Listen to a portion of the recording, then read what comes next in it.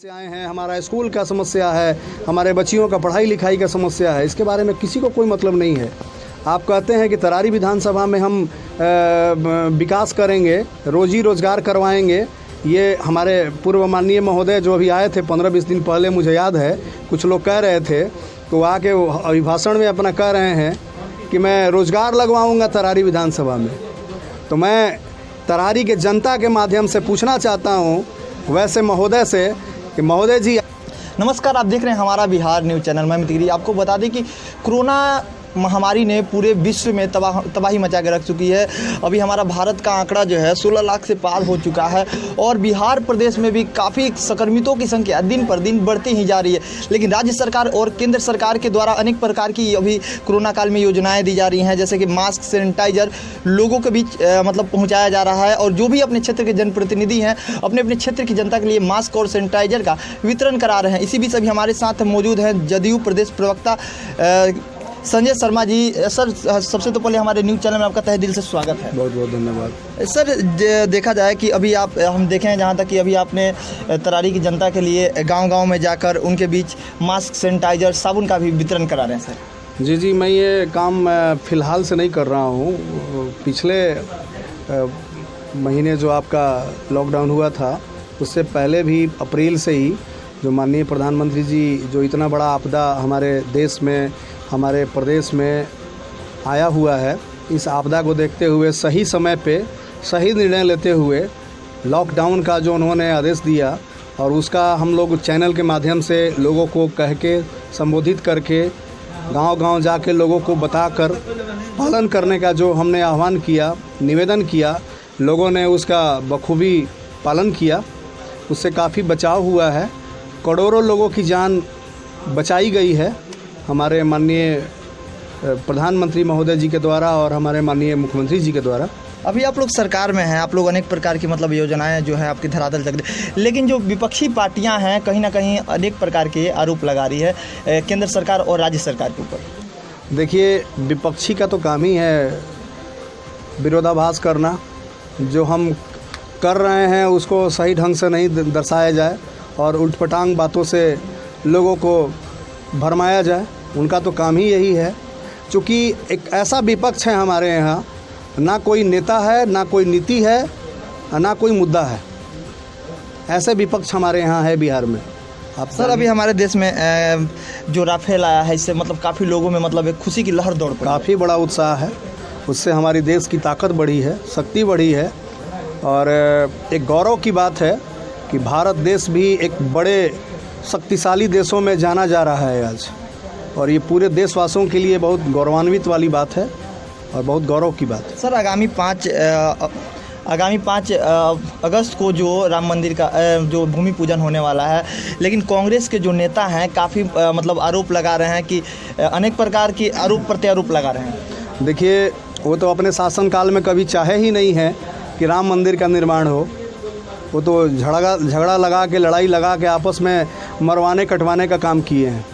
Sir, एक चीज़ और है कि आपने अभी तरारी क्षेत्र का दौरा किया है, काफ़ी लोगों की समस्याएं भी सुनी है, लेकिन यहाँ की सबसे बड़ी समस्या क्या आ रही है? सर देखिए, मैं यहाँ पे जहाँ पिछले 5 वर्षों से मैं सेना में था, सेना से VRS करके आया, तो माननीय नीतीश कुमार जी के पार्टी में मैं योगदान दिया। तब से मुझे सलाहकार समिति के सदस्य बनाया गया, उसके बाद मुझे प्रवक्ता पद भी मिला। मैं तब से लगातार लगा हुआ हूँ अपने क्षेत्र के सेवा में, और इस तरारी विधानसभा का पिछड़ापन, लोगों का समस्या दूर करने के चक्कर में यही मेरी उद्देश्य है, यही मेरी लक्ष्य है और यही मेरी भावना है। सर, एक समस्या अभी तरारी में आती है कि जो आपके जो भूतपूर्व विधायक हैं, वर्तमान विधायक हैं, इनसे काफ़ी तरारी की जनता जो है काफ़ी नाराज़ है। और हमारे जो वर्तमान विधायक है सुदामा प्रसाद, इनसे ऐसा लोगों का कहना है कि क्षेत्र में अभी तक भ्रमण भी करने नहीं आया कोरोना काल में। देखिए, जो जनता के तकलीफ़ में, जनता के विपत्ति के घड़ी में अगर जो साथ नहीं है, कोई भी नेता हो, कोई भी जनप्रतिनिधि हो, तो मैं नहीं समझता हूँ कि जनता भी उसके साथ रहेगी। क्योंकि जनता जागरूक हो चुकी है, जाग चुकी है और पढ़ी लिखी जनता है मेरे तरारी विधानसभा का। तो मैं समझता हूँ कि वैसे लोगों के साथ कभी नहीं रहना चाहिए जो जनता के घड़ी, दुख के घड़ी में नहीं है, विपदा के घड़ी में नहीं है। इससे बड़ा आफत क्या हो सकता है बाब? इतनी बड़ी महामारी देश दुनिया में है और हम लोग हम लोगों को भी तो कोरोना हो सकता है, हम लोग को डर नहीं है। हमारे माननीय मुख्यमंत्री महोदय जी कहते हैं कि जाइए, सारे कार्यकर्ताओं को आदेश उन्होंने दिया है कि जाइए अपने अपने क्षेत्र में मास्क, सैनिटाइज़र और जितना साबुन हो सके, जितना हैंड वॉश हो सके आप लोग वितरण कराइए, सोशल डिस्टेंस का पालन करते हुए, और लोगों को जागरूक कीजिए कि कोरोना से कैसे बचा जाए। कोरोना बहुत बड़ी महामारी है, लेकिन इसे डरना नहीं है, इसे लड़ना है और ख़ुद भी बचना है, अपने परिवार को बचाना है, अपने प्रियजनों को बचाना है और अपने समाज को बचाना है। सर, एक सवाल है आपसे कि अगर तरारी से आपको उम्मीदवार घोषित किया जाता है तो आपका विकास का मुद्दा क्या रहेगा? देखिए, मेरा एक ही मुद्दा है, विकास और बेरोजगारी। यही मेरा लक्ष्य है और यही क्या लग रहा है कि अगर आपको यहाँ से अगर जनता मतलब विधानसभा तक भेजने का काम करेगी तो क्या जो बेरोजगारी की समस्या है यहाँ की दूर कर पाएंगे आप? मैं आपको तो पहले कह दिया कि मेरा यही उद्देश्य है, मेरा यही लक्ष्य है, मेरा यही विज़न है कि लोगों का बेरोजगारी दूर करना और लोगों का विकास करना। आज मेरी तरारी विधानसभा पूरे बिहार में सबसे पिछड़ा हुआ विधानसभा अगर है तो तरारी है, तो मुझे इस बात की दुख नहीं है, बहुत बड़ा दुख है। आज मैं गांव में जाता हूं, इतने दुखियारी लोग आ जाते हैं मेरे सामने, गिड़गिड़ाने लगते हैं, मेरा रोंगटा खड़ा हो जाता है उनकी बातों सुन के, उनके दुख सुन के कि क्या हुआ है साहब, मजाक हुआ है 15 साल।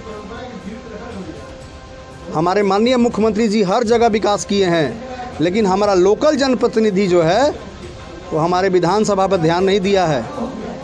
इसका कारण ये है, मैं लोगों से भी कहता हूँ, इसका कारण ये है कि लोकल तरारी विधानसभा का कोई लाल नहीं है, जनप्रतिनिधित्व करने वाला कोई बोलने वाला नहीं है, विधानसभा में कोई सवाल करने वाला नहीं है। हमारे तरारी विधानसभा में क्या क्या कमी है, क्या रिक्वायरमेंट है लोगों का, क्या होने से हमारा बेरोजगारी दूर होगा, नौजुवानों का, हमारे स्वास्थ्य समस्याएं हैं, हमारा स्कूल का समस्या है, हमारे बच्चियों का पढ़ाई लिखाई का समस्या है, इसके बारे में किसी को कोई मतलब नहीं है। आप कहते हैं कि तरारी विधानसभा में हम विकास करेंगे, रोजी रोज़गार करवाएंगे। ये हमारे पूर्व माननीय महोदय जो अभी आए थे 15-20 दिन पहले, मुझे याद है, कुछ लोग कह रहे थे, तो आके अभिभाषण में अपना कह रहे हैं कि मैं रोज़गार लगवाऊंगा तरारी विधानसभा में। तो मैं तरारी के जनता के माध्यम से पूछना चाहता हूं वैसे महोदय से कि महोदय जी, आपने क्या 15 साल विपक्ष में बैठा था क्या? आप सरकार में नहीं थे? तो 15 साल किस पंडित ने आपको कह दिया था कि मुहूर्त नहीं है, और अब मुहूर्त 4 महीना बाद चुनाव है तो मुहूर्त आ गई है कि जो आप रोज़गार लगाएंगे तरारी विधानसभा में। ये भोली भाली जनता को ऐसे ऐसे प्रत्याशी लोग, अब ऐसे ऐसे जनप्रतिनिधि लोग डमरू बजा के, बंदरिया के नाच दिखा के, लोभ करके लेके चले जाते हैं, लुभावना बात करके। इससे विकास नहीं होता है। आज देख लीजिए आप, नालंदा भी मैं जाता हूँ, माननीय नीतीश कुमार जी मुख्यमंत्री जी वहाँ के बेटा हैं, वहाँ के लाल हैं। विकास तो पूरे बिहार में हुआ है, कण कण में विकास हुआ है, जन जन में विकास हुआ है। लेकिन मुझे ज़रूर कहना पड़ रहा है, मेरी बात पूरी जनता सुन रही है, मैं सबके समक्ष बोल रहा हूँ, लेकिन मुझे कहना पड़ रहा है कि माननीय नीतीश कुमार जी नालंदा के बेटा हैं, इसलिए नंबर 1 विधानसभा और नंबर 1 अगर ज़िला है तो नालंदा है। अगर तरारी का विधानसभा का कोई बेटा नहीं है, तो सबसे बड़ा पिछड़ा हुआ विधानसभा है तो तरारी है। सर, अभी क्षेत्र की जनता से आप क्या अपील कीजिएगा कोरोना काल में? मैं क्षेत्र की जनता से यही नित्य प्रतिरोज ही मैं तो लगातार लगा हुआ हूँ। सबसे बड़ा उनको मैं यही कहता हूँ कि कोरोना महामारी बहुत बड़ी मतलब छुआछूत का बीमारी है, वायरस है, इससे बचना है, इससे डरना नहीं है, इसे लड़ना है, और लड़ते हुए अपने परिवार को, अपने प्रियजनों को, अपने समाज को बचाना है। अभी हमारे साथ मौजूद थे जदयू प्रदेश प्रवक्ता संजय शर्मा। इनका साफ तौर पे कहना है कि तरारी की सबसे बड़ी समस्या है बेरोजगारी। अगर हम अगर तरारी विधानसभा से जीत के जाते हैं तो जो भी यहाँ की समस्या है बेरोजगारी, इनको दूर करने का काम करेंगे। सहयोगी विवेक सिंह के साथ मैं अमित, तरारी।